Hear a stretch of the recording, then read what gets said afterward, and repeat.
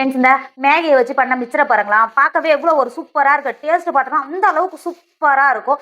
சத்தியமாக சொல்கிறேன், நீங்கள் ஒரு தடவை செஞ்சீங்கன்னா திரும்ப திரும்ப செய்வீங்க. அந்த அளவுக்கு டேஸ்ட்டை கொடுக்கும். நீங்கள் மேகி வாங்கி தினம் நூடுல்ஸ் அந்த மாதிரி கிண்டி தரத்தை விட இந்த மாதிரி மிச்சர் பண்ணி கொடுங்களா, அவங்க விரும்பி சாப்பிடுவாங்க. டேஸ்ட் அந்த அளவுக்கு நல்லா சூப்பராக இருக்கும். இன்றைக்கி நம்ம சூப்பரான மேகியை வச்சு மிச்சர் தான் செய்ய போகிறோம். எப்படி செய்யலான்னு பார்க்கலாமா? Hi friends, welcome to Kerala சமையல். இந்த கேரளா சமையலில் நம்ம மேகி மிச்சர் தான் பண்ண போகிறோம். வாங்க எப்படி செய்யலான்னு பார்க்கலாம். ஃப்ரெண்ட்ஸ், இன்றைக்கி இந்த மேகி தான் எடுத்துருக்கோம். மேகியை வச்சு நம்ம நூடுல்ஸ் அது மாதிரி செஞ்சு சாப்பிட்ருக்கோம். ஆனால் இன்றைக்கி இந்த மேகியை வச்சு சூப்பரான ஒரு மிச்சர் தான் செய்ய போகிறோம். முதல்ல இந்த மேகியை இந்த மாதிரி கட் பண்ணிவிட்டு உள்ளே இருக்கிற மேகியை மாற்றி வச்சுக்கோங்க. மசாலா இருக்குது பார்த்தீங்களா, அந்த மசாலாவும் நமக்கு தேவை. மசாலாவும் மாற்றி வச்சுக்கோங்க. இந்த மிச்சர் பண்ணுறதுக்கு அடுப்பில் ஒரு கடாய் வச்சுருக்கேன். அதில் 1/2 லிட்டரு சன்ஃப்ளவர் ஆயில் எண்ணெய் வச்சுருக்கேன். எண்ணெய் வச்சு எண்ணெய் நல்லா சூடாகிடுச்சு. இப்போ அது இருக்குது பார்த்தீங்களா, நம்ம தேங்காய் பால்லாம் வடிகட்டும் பாருங்க, அந்த ஜல்லடியை இந்த மாதிரி இறக்கி சேர்த்துக்கோங்க. இறக்கி சேர்த்துட்டு நான் 100 கிராம் நிலக்கடலை எடுத்து வச்சுருக்கேன். இப்போ இந்த நிலக்கடலையை இந்த மாதிரி சேர்த்து கொடுத்துக்கோங்க. நான் எடுத்தது பச்சை நிலக்கடலை. இந்த அளவுக்கு சேர்த்து கொடுத்துக்கோங்க. சேர்த்துட்டு ஒரு 5 நிமிஷத்துக்கு வறுத்துக்கோங்க. ஒரு 5 நிமிஷம் எந்த அளவுக்கு நல்லா வருந்து நிலக்கடலை நல்லா வெடிச்சு வந்திருக்கு. நல்லா வெடிச்சு வந்திருக்கு பார்த்தீங்களா, நான் தோலோட தான் சேர்த்துக்கிட்டேன். இப்போ வெளில எடுத்துட்டு எண்ணெய் நல்லா வடிகட்டிக்கோங்க. ஒரு 5 நிமிஷத்துலேயே நல்லா வடிஞ்சு வந்துடும். இந்த அளவுக்கு நல்லா எண்ணெய் நல்லா வடிஞ்சு வந்திருக்கு பார்த்தீங்களா. இப்போ ஒரு பாத்திரம் எடுத்துக்கோங்க.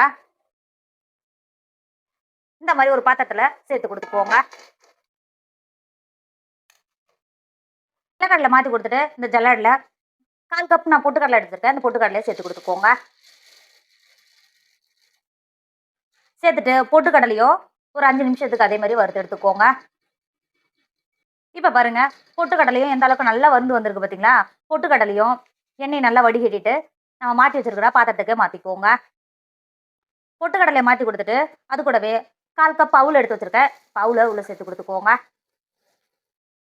அவுளையும் சேர்த்துட்டு ஒரு 2 செகண்ட் மட்டும் நல்லா எண்ணெயில் வறுத்து எடுத்துக்கோங்க. அவுளு சட்டு நல்லா வருந்து வரும். இங்கே பாருங்க, எந்த அளவுக்கு நல்லா வருந்து வந்திருக்கு பார்த்தீங்களா. இங்கே பாருங்க. இப்போ இது வெளில எடுத்துக்கோங்க. வெளில எடுத்துட்டு நம்ம நிலக்கடலையெல்லாம் மாற்றி வச்சுக்கோம்ல, அந்த பாத்திரத்துக்கு மாற்றிக்கோங்க. மாற்றி கொடுத்துட்டு அதே பாத்திரத்தில் 1/4 கப் ஸ்வீட் கார்ன் எடுத்து வச்சுருக்கேன். இப்போ உள்ள சேர்த்து கொடுத்துக்கோங்க. சேர்த்து கொடுத்துட்டு ஸ்வீட் கார்ன் நல்லா பொரிச்சு எடுத்துக்கோங்க.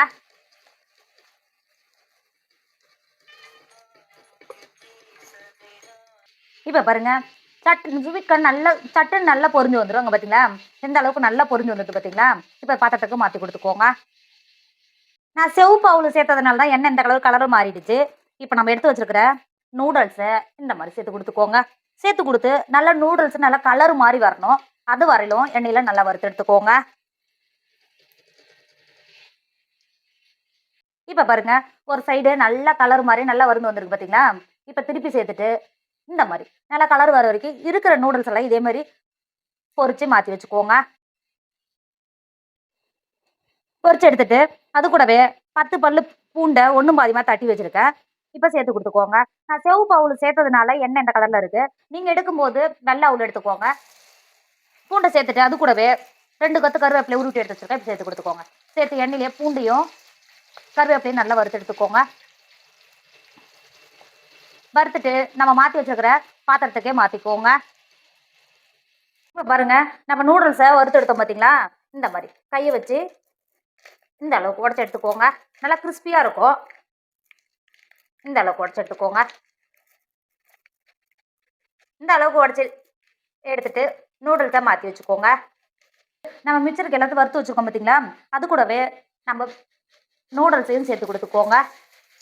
சேர்த்து கொடுத்துட்டு 1/2 டேபிள் ஸ்பூன் மிளகாத்தூள் சேர்த்துக்கோங்க.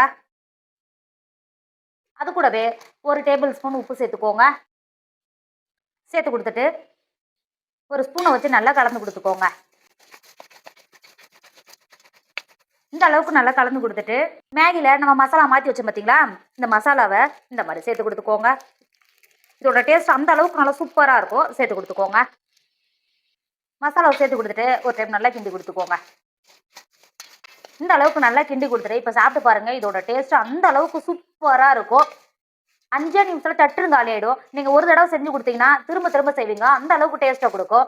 வீட்டில் இருக்கிற குழந்தைங்களுக்கு இந்த மாதிரி ஸ்நாக்ஸ் செஞ்சு கொடுங்க. அவங்க விரும்பி சாப்பிடுவாங்க. டேஸ்ட்டும் அந்த அளவுக்கு சூப்பராக இருக்கும். கண்டிப்பாக நீங்களும் ட்ரை பண்ணுங்கள். என்னோட வீடியோ உங்களுக்கு பிடிச்சிருந்தா உங்கள் ஃப்ரெண்டு உங்கள் ஃபேமிலி ஷேர் பண்ணுங்கள். மறக்காம கேரளா சமையல் சப்ஸ்கிரைப் பண்ணிக்கோங்க. தேங்க்யூ.